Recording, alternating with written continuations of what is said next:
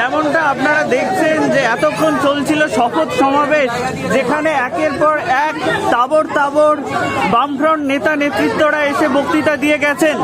শেষে প্রধান বক্তা মীনাক্ষী মুখার্জি তিনি তার বক্তব্য শেষ করার পরই মানুষের প্রচণ্ড রকম একটা উচ্ছ্বাস আমরা লক্ষ্য করতে পাচ্ছি।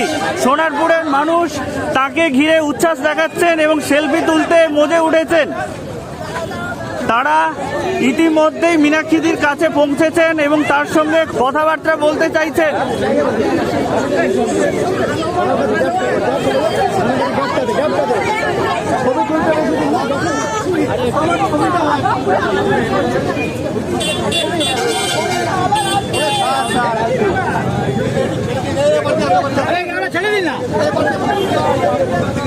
আপনারা দেখছেন আওয়াজ, রোজকারের হক কথা।